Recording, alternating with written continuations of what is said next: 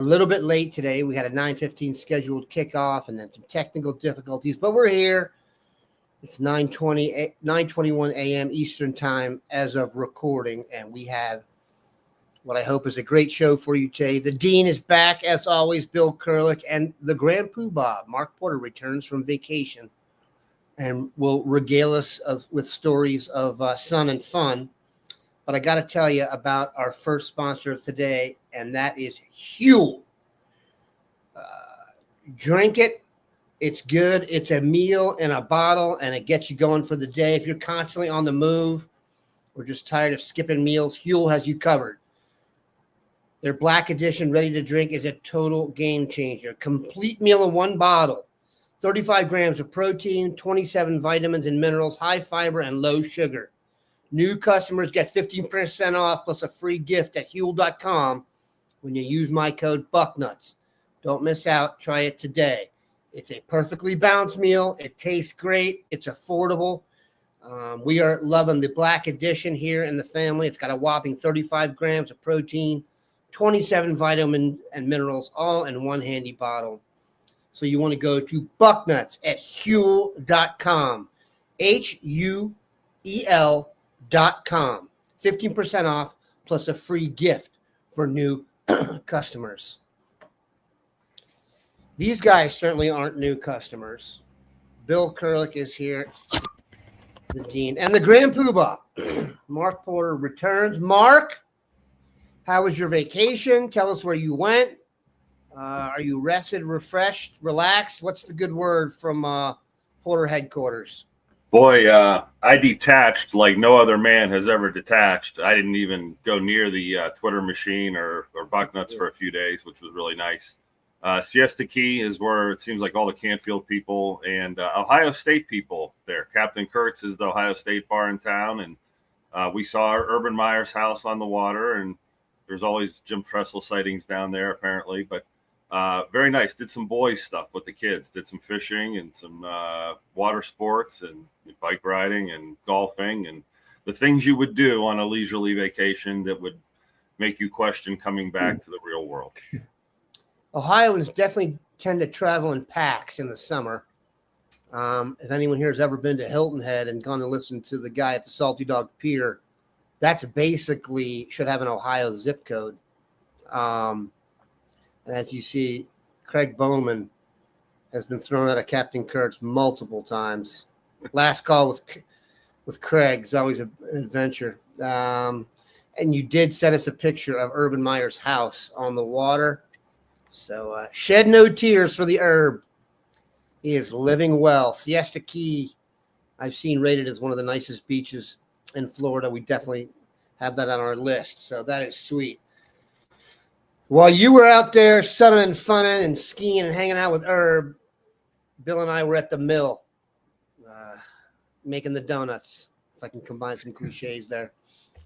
But the portal has kind of, I think entering the portal is closed up, Bill. You can give us an update on kind of the dates here, but it does seem they have some targets left, mostly linemen, and we're going to get to the newest name on there. But let's kind of go through some of the guys here, Bill. I'm just going to give you a name, and you give me the latest. Actually, let's do it this way.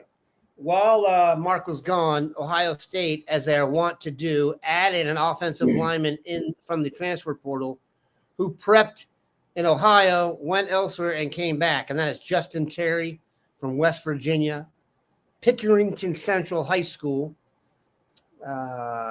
Bill, Justin Terry is one of several now who has gone to high school here and then come back. So the latest on Justin Terry, expectations, and then Mark, maybe what you remember of him as a prepster, and then go from there. Yeah, Justin Terry, as you mentioned, Dan, Pickerington Central, class of 2024. He signed with West Virginia out of high school and redshirted, did not play for the Mountaineers first year. He's a big guy.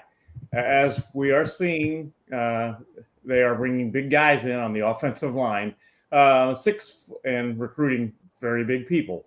6'6", about 330 pounds now. That's a big guy. He has been recruited first and foremost, or brought in as a tackle. He, as I said, he didn't play for West Virginia's first year, so he's got all of his years of eligibility left. He's got 4 years eligibility left, and he's excited. I talked to him right after he announced that he was going to be a Buckeye, formally announced that he's going to be a Buckeye. He put it on his X account, and he was very excited about being a Buckeye. He's ready to be home, as he put it. He's back home in Central Ohio, and he's not a guy that you're going to expect to come in and start right away, but he's a guy that they feel has potential and can help them and help the program. So we'll see. But that's the addition. And I should, before we go on any other topic, mention, because I've been asked about this more than once, why are we seeing all these guys getting in the transfer portal yesterday and even some this morning? The portal officially closed on April 25th at midnight. Well, the reason is that the paperwork sometimes takes time. They had to have done the paperwork, filled it all out, get it into the ESA and all that by midnight on April 25th. That was Friday night.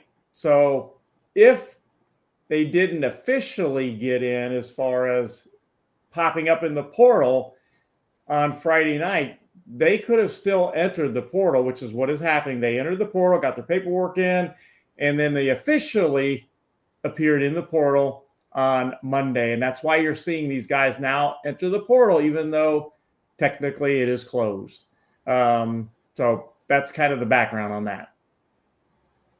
Yeah, it's a school function. You have to go through your school. So if it's the weekend,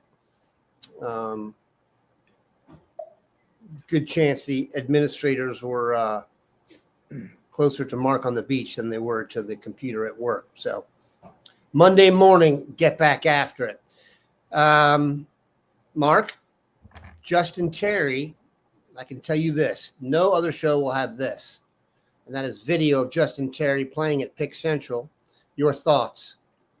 I went back to my report on him, and I had him as a B prospect, and I think it was largely due to his height. He's not a long-armed, long-bodied prospect, a guard or center. Very athletic. You saw him in the first clip playing tight ends, and you see him right there just annihilating a middle linebacker. But, at the time, Ohio State's always taken the bigger 6'5", 6'6" kids, and kids like this are the ones that traditionally will get overlooked. It comes out in the wash a couple years later which 6'3" kid was the best. And it looks like Terry's made a case for him as like, hey, I was the best undersized lineman in Ohio a couple years down the road. You guys brought it up. He'll come in and be depth right out of the gate. But I wouldn't be surprised if he's a center or guard and, he gets after it for us and turns into something. Being a hometown kid, we've had a lot of success with the Pickerington area. So that's another thing to kind of plug into your computer bank. There was a point in time last year's defense started, I think, 2 guys from Pickerington and the rest were from outside the state, or 3 guys from Pickerington and the rest were outside the state. Jack Sawyer, Ty Hamilton, and Sonny Style. So always like going back to Pickerington unless it's for Taco Charlton, but I digress. That was a little draft love for you people there, or draft hatred, and that is pure. All right, Bill, let's get to the other guys. Yeah. Let's get the other guys who have visited. You take this anywhere you want. I've got names here: Troy Pikes, Orion Irvin, Jackson Corville, and then we got a new name to discuss. Let's take it from the top. Troy Pikes. Well, you mentioned there's 3 guys out there that visited Ohio State that, as of the beginning of this podcast, had not announced where their new home is.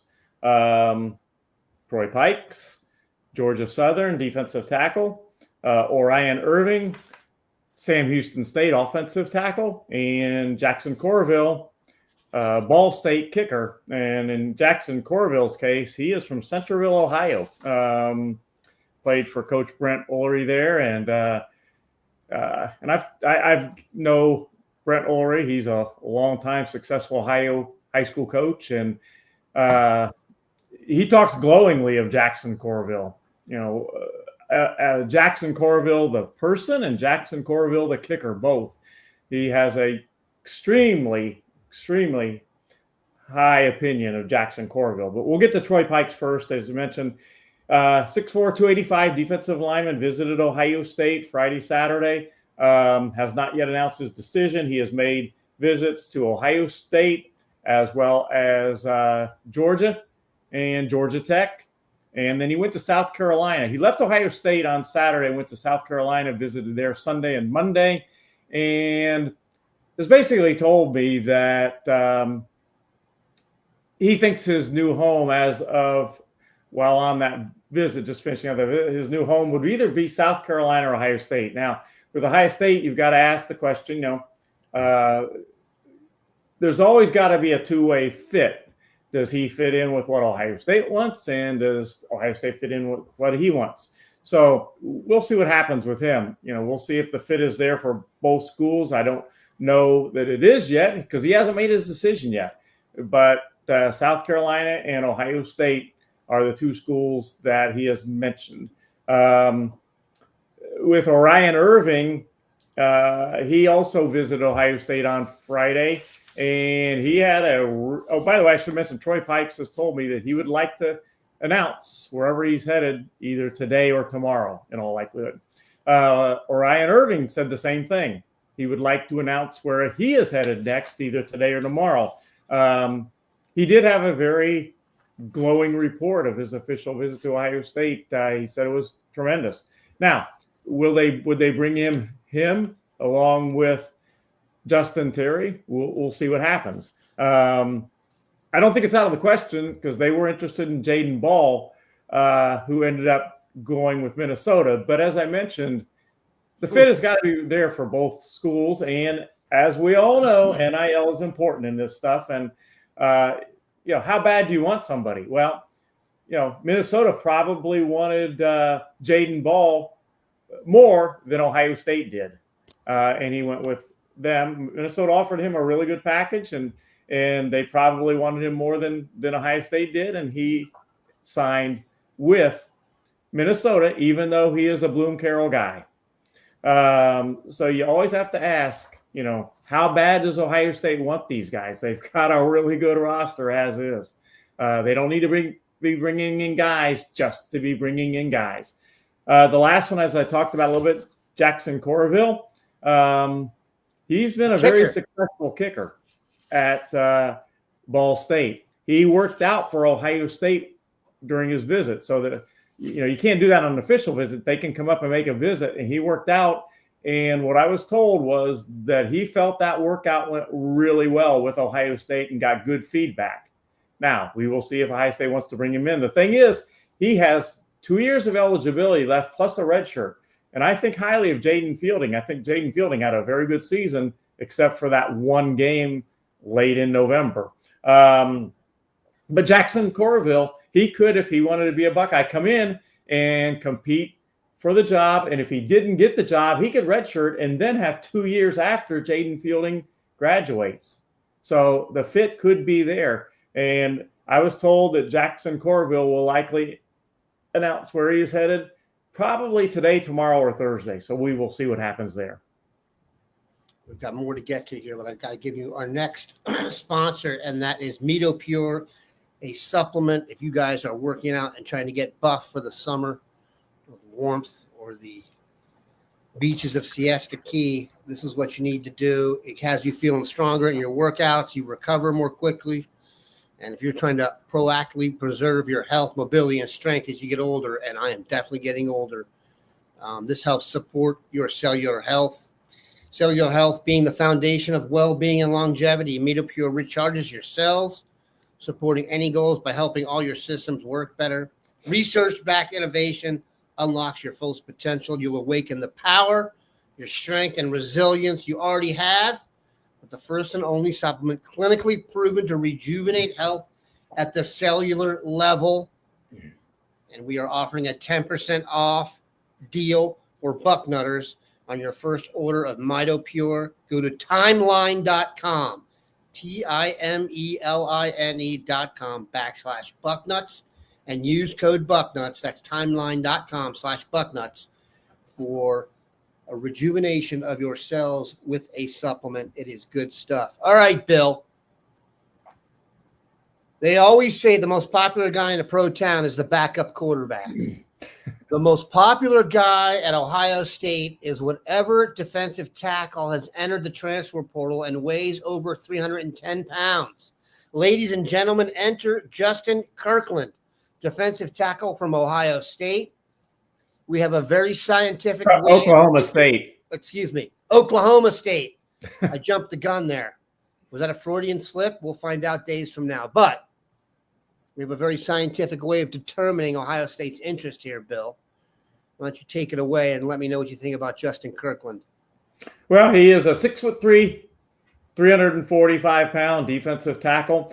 And we've talked about Bauxite, Arkansas. Well, Justin Kirkland is from Roy, Utah. Where? And if that's on your bingo card for Roy, R-O-Y? What's that? Roy? R-O-Y, Roy, Utah. That was my PE I've been to teacher at Utah, high school. but I didn't stop at Roy. He went to Roy High School, graduate 2022. He is on Ohio State's radar screen. And out of high school, he went to Utah Tech and played there for one season. Then he transferred from Utah Tech to Oklahoma State. And as a first-year guy at Oklahoma State, that was 2023, he played in all 14 games for Oklahoma State. His second year, this past season, 2024, at Oklahoma State, he played in all 12 games. And over those 2 seasons at Oklahoma State, in those 26 games, he had 40 tackles, a sack, and 7 tackles for loss. Now, he is one of those guys that obviously he had to get in that portal he had to put his paperwork into the portal by midnight Friday, but he did not actually appear in the portal until I know it was yesterday, Monday. I think it was around midday, as I recall. But he is on Ohio State's radar screen, and hopefully I'll be tracking down today because, as I said, he's just really popped up in the portal officially midday or so yesterday, and seeing if there is enough mutual interest between the two, Ohio State and Justin Kirkland, that he is going to visit Ohio State. We'll see, and I hopefully will have that for everyone today on Bucknuts. But he's on the radar screen. Keep an eye out for that. And just to reiterate what Bill went over earlier, I see some people may have joined the show a little bit later and are wondering how new names are popping up in the transfer portal. The deadline was Friday. It is an administrative thing for your school to put your name in there. So that's why some of them came out on Monday. You will not see new names popping in there now. The ones that are going in have already submitted their names as of Friday and the closing date. It's not like there's going to be another rush of dudes. So this might be one of the last defensive tackles we have a chance at. And Dave and I discussed this yesterday. Just not a lot of 330-pound guys out there.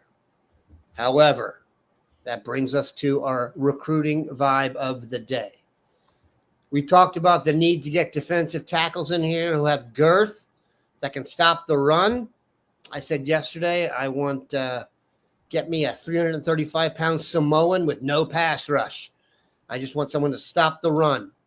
That does not look like it's going to happen. However, Mark, Jameer Perez from Glenville. I don't know if I remember a guy this big being offered by Ohio State, but the next Buckeye in the Sky feature, as you will see here on the screen, is J.J. Perez, defensive lineman, Glenville High School. And as you can see from the graphic, that's a cartoon graphic, but it's not cartoonish when it comes to him. 6'4", 360. Good gracious. If you are 6'4", 360 in high school, I don't even know what you're going to look like at 22. Mark, take it away. Your thoughts on the offer to J.J. Perez, how he fits in, and where we go from here. We must first start with him at Lutheran West a year ago. And I believe we Okay. looked at him then and talked about him as a big-time prospect out of Cleveland. And then, of course, he transferred to Glenville and added rocket fuel to his recruitment. He is exactly what the doctor ordered. If you don't want people running the tush-push or running through the middle, or you want your linebackers to run free. He is your Tony Saragusa, type player where you put him in the middle, and he is a space eater where the two gapping of the both A gaps is shut down. The only thing you worry about is that 360 pounds. It looks great on paper, but does it prevent him from being someone who can stay on the field for a long drive? Does it turn him into a rundown defender where he doesn't have much pass rush because, he doesn't have the quickness or twitch? I guarantee if he gets down to what you said earlier at 310 pounds, 320 pounds, you'll see more twitch and more pass rush out of him, which will keep him on the field longer. But that'll be his battle as he gets into, the strength training and Ohio State's weight room or, college weight room. You'll see the bad weight fall off and the good weight stay, which will make him a better player. But this is your typical, geez, oh man, he just buried that guard. He really is impressive to look at in high school. He ragdolls guys because he's just so much more physically dominating than them. He does a great job of using his hands and throwing off offensive linemen, which means he can two gap. So there's a lot to like here. Now, there's a lot of development left ahead, and there has been a lot of development since the Lutheran West. So this is a prospect in constant change. I think when we see him, Bill, at the camp this summer, it wouldn't shock me if he was 330 pounds or less. I know they're on him at Glenville to be the best version of himself, and the best version of himself is lighter, not heavier. Bill, I assume he's a priority being an in-state monster. Yeah, and I think you mentioned, who else maybe is in the picture. Well, at one point, he kind of looked like, at the early point, maybe Cincinnati might have the edge, but he's got official visits set up to a bunch of schools. He's got an official visit. His first one is Vanderbilt, May 30th. Then after that, he has Wisconsin, and they've known to have some big guys there on both sides of the line. Wisconsin, June 6th, and our old friend Luke Fickle. June 10th, he has Iowa State as an official visit. June 13th, Cincinnati, and Ohio State, June 20th. So that's his official visits. And if you're one of those guys that likes the last visit type thing, then you'll like that Ohio State is the last scheduled official visit.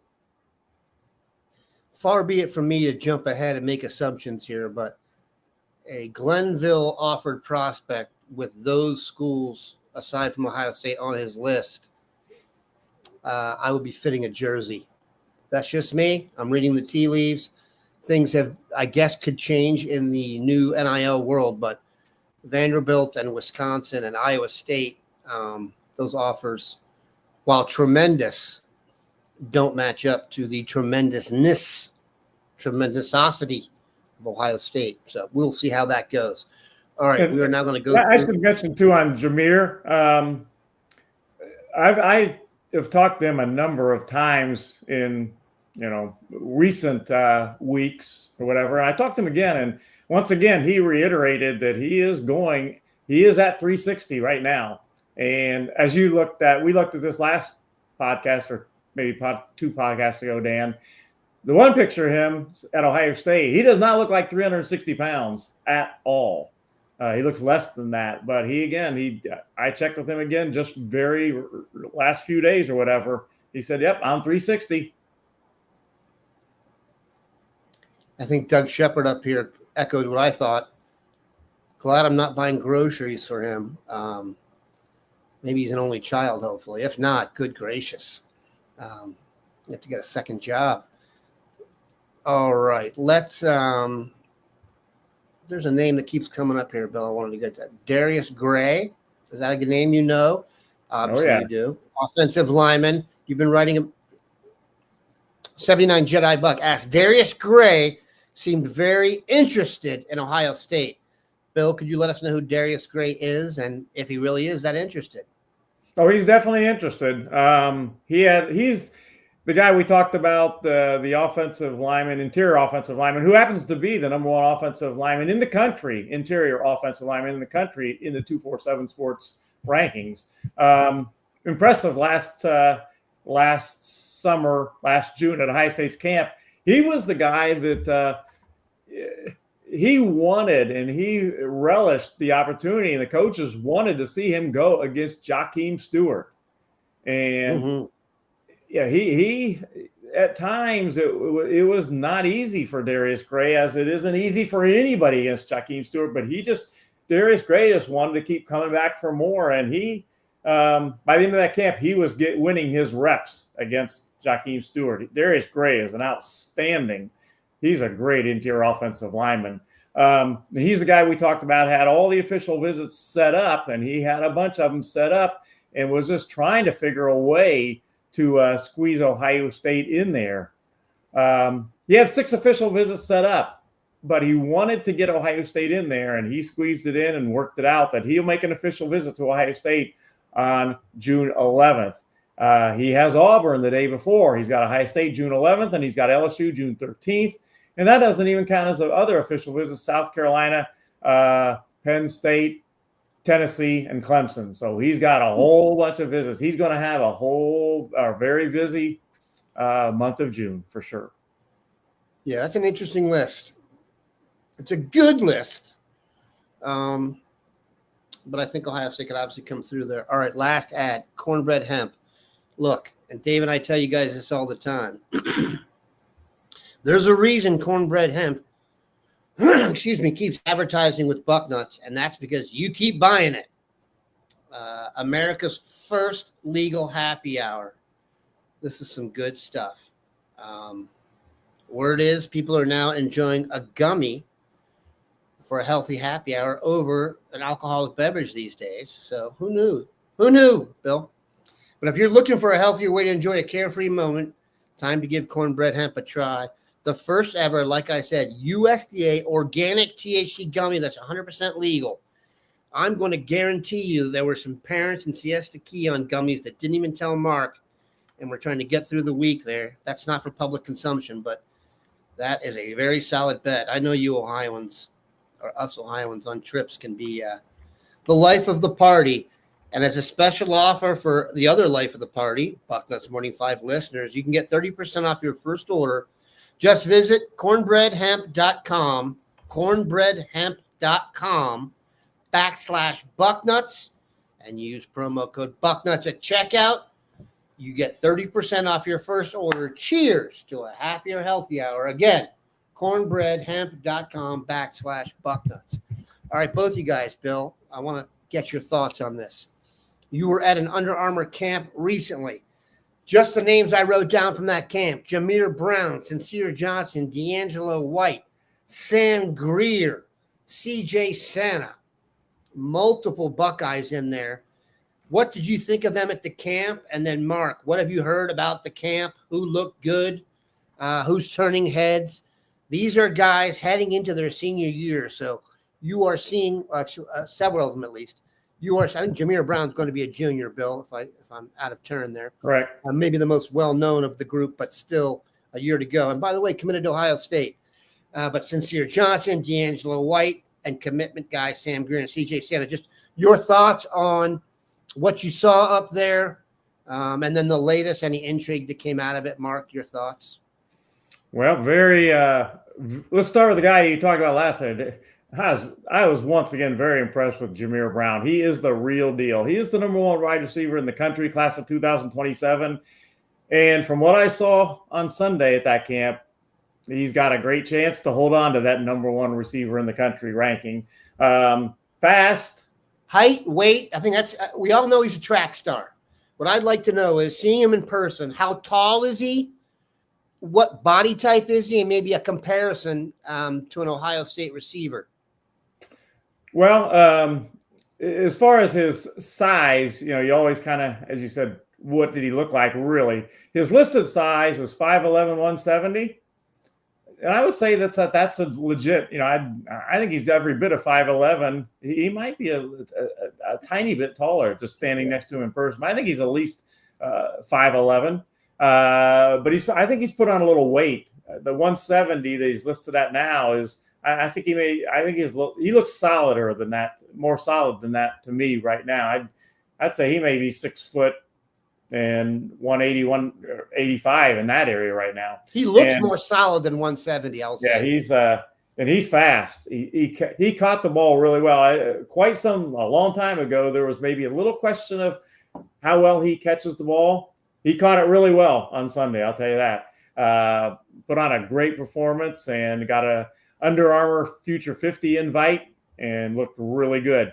2 Ohio State related guys got invitations to the Under Armour All-American game for the class 2026. One was CJ Santa, the linebacker from Olentangy. He got an invite, and Sincere Johnson, an Ohio State linebacker target from Cleveland Glenville. And talking to both of them, Santa is definitely working on CJ to join him at Ohio State. Jameer Brown, Mark, is going to go in your list of guys you were first on. Even though everyone knew who he was, you were the first one to really get on here and sing his praises to the point you did. I believe you said you would take him over Chris Henry as a prospect. Thankfully, you won't have to make that decision. Chris Henry is a year older and is already committed to Ohio State. So think about this, people. Jeremiah Smith,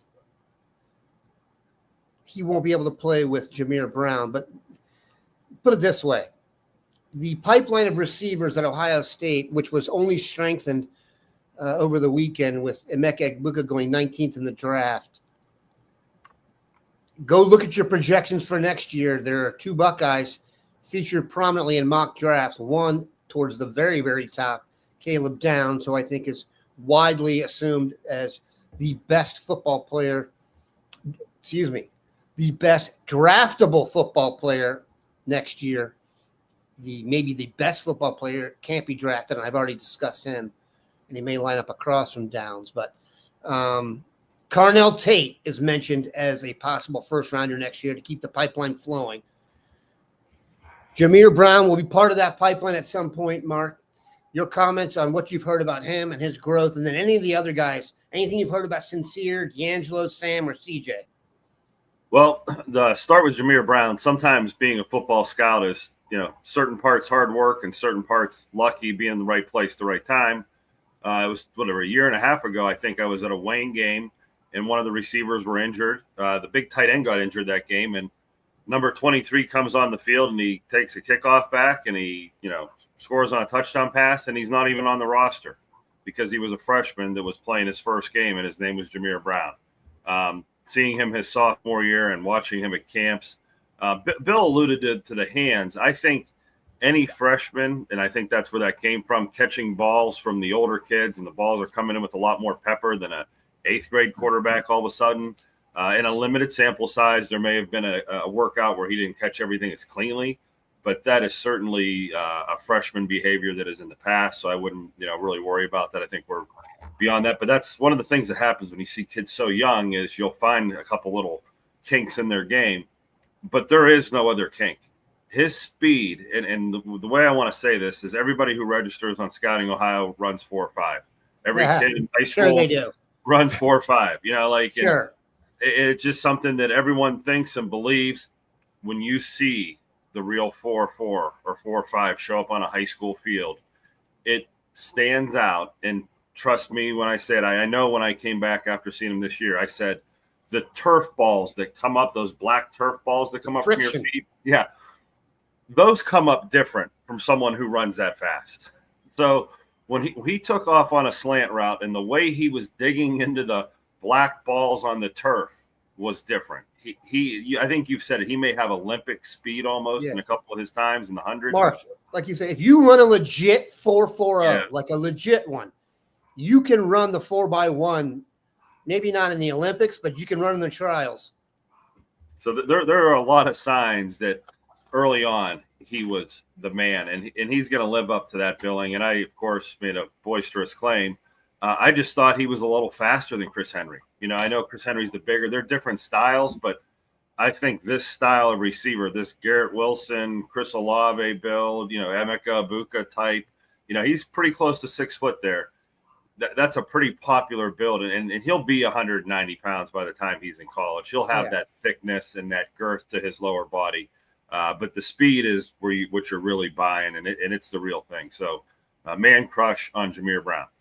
Also, while you're talking about Jameer, I should mention, because this came up, he did visit Notre Dame recently. Marcus Freeman, of course, has that connection there with him because Marcus and Huber Heights, Wayne, and all that. And talking to Jameer after camp on Sunday, he did visit Notre Dame, and he went with some others, and he went also to see Emil Wagner. I know you guys remember Emil Wagner from Huber Heights, Wayne, who started for Notre Dame offensive line this year. But Jameer, he said, I visited there, but I am still a solid Ohio State commitment. The only school that he kind of mentioned as a possible visit, he said he doesn't really have anybody planned to visit at this point moving forward except Ohio State, with the possible exception, and this is just a possibility, of Oregon. But really, he said he really feels really locked in with Ohio State. Listen, I don't want him to take a visit to Oregon. But if he's short on gear and he needs to ample up there, that's where you want to go.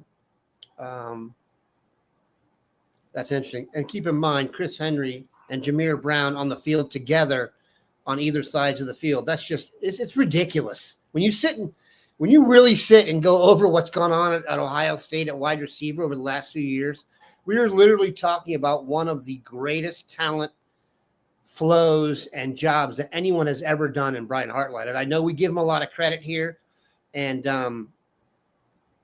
you can't, I don't know how you give him any more credit. He's so by far the best at what he's doing right now. Like, he may be the best recruiter ever at any position. And I know that sounds hyperbolic, and it's the end of the show when the caffeine kicks in. But if I could really, if I was writing a term paper here, and believe me, I wrote my term papers on sports so I could actually complete them. I think you could make that argument, Mark. I think you were going to jump in there. Yeah, I was going to just thinking, funnily, when is there not going to be a first-round receiver out? What year is that going to happen?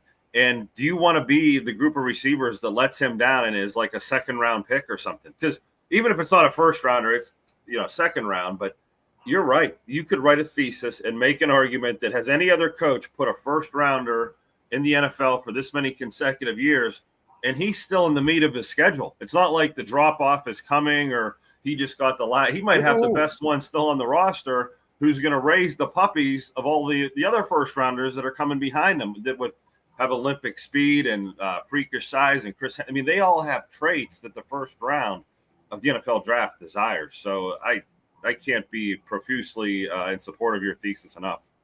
So for the NFL draft, you have your media scouts and you have your scouts. So Dane Brugler from The Athletic is the elite media scout. He's probably closer to a real scout than a media one, given the depth of what he does and such. But you can just look across the board. There were people saying things like, because Emeka Egbuka was number 2 receiver, he's not quite as explosive. Emeka Egbuka is plenty explosive. He went 19th in the draft. He's not a second receiver anywhere else. So by saying that, people almost looked at it, I think the media scouts could not fathom the idea that there was a number 1 receiver already on the roster and that the number 2 guy could be that good. He's that good. And by the way, the 3rd receiver is going to be a number 1 draft pick. So, I mean, it's hard to even get your mind around. And like we said, it's building on each other. It's not going to get harder to recruit wide receivers as we go here when the video, if you just do 10 seconds from every first-round guy, it's over a minute. I mean, it's incredible. It really is. If you start to think what it would be like without Brian Hartline, you get cold, it gets chilly, you feel a draft. I start to feel a little queasy. That better not happen anytime in the near future. And by the near future, I mean ever. All right. Brass tacks knows. All right, let's see if there's any more questions in here. All right. I think I'm going to let you guys go. Before we do that, Mark, you're about to go on a journey that many would not accept. In fact, when you sent it, I didn't even know what you were sending. And the type on the page was so small that I could not follow it. And this is Mark's travel schedule. And by travel, I mean in-state love. He does this every year. And yeah, there you go. I wasn't kidding. If you can read that, you do not have to go to your next eye appointment. Yeah, that's one of those things where I'm like, ooh, should I even try and get the third level and start making stuff up, go with a joke to try and impress the doctor. Mark, what is scoutingohio.com's high school showcase trip? It lasts May 1st through 23rd. And it looks like the grocery list at JJ Perez's house. Please go ahead. This has been, and we knew this was coming the last couple of years, the trend of all trends where the high school coaches have taken back the power and they hold the combines at their high school. And as you can probably not see, at 6 a.m. in the morning, pretty much every day for the next couple of weeks, there will be a high school doing about a 45-minute to an hour working out. You got 15 minutes to drive to the next high school. You'll watch the next high school workout. That'll go till about 9 p.m. at night. There will be some studs and duds throughout the day. I think Cincinnati Anderson is this Thursday morning at 6 a.m. Right out of the gate, Alston and Higgins, two Buckeye offers that, we'll get some video footage of them working out, any last minute rumors. But really for Scouting Ohio, I'm looking for the next Higgins and the next ace that no one's talking about that we'll have for you in the future. So I used to enjoy May, but this is a 2-week grind where rest stops, hotel rooms, and travel food, it's a plenty for a couple weeks. I'll be very happy the nights that I'll be at my own house. We did this last year where I'll be probably podcasting from the top of a stadium, looking for a signal, giving you an update, maybe even taking you down to the drills live of an Ohio State prospect. And if we time it up right with our 9 a.m. to 9:30 slot or whatever, we may see some great stuff. So either way, we got a big 2 weeks ahead for Scouting Ohio. Don't load up on that fast food, Mark. Not good for you. And let me tell you something. It is harder. I got to stay strong. You get older. I might need Ozempic after this damn trip. Yeah, I will say this. I don't know if anyone's like me, but that is a weakness for me. I love me some McDonald's. People who don't like McDonald's, I get it, but I could eat it all the time. And I know I'm not supposed to do it. And like Bill said, not everybody weighs what they weighed as a junior in high school, like Bill, which is true. And you really want to sock them when you see them. But I need ketchup on my burger. I need cheese. Bill, the first time I took everybody out to dinner, God bless, how many years ago that was, Dave and Steve were ordering like second orders of burritos and nachos, and Bill was ordering something without dressing. So there's a reason Bill is our entrance into the distance. Right. If we were a track team at Bucknuts, guess who'd be running the distance events? It wouldn't be anyone but Bill, unless you wanted to have the paramedics at about the 300 mark with two stretchers for the guys we got. But yeah, so we will have Mark at those. And look, you can't get access like that. That's one thing Mark brings us that's invaluable. If you remember last year, that's where we met the Feaster brothers up at Akron. Some morning, these monsters come out, and you're like, who are these dudes? And you'll be knowing those names forever. Go ahead. Last year was the Jameer Brown workout where he didn't have an Ohio State offer at the time. And literally coming out of there, I'm like, they're going to offer. Like the whole place there, everyone knew. Brian Hartline wasn't there that day. I believe Keenan Bailey, the tight end coach, was there. And I think the way it works at Ohio State is the position coach has the power to offer. And I think Keenan was like, I have to wait for Brian to probably do this.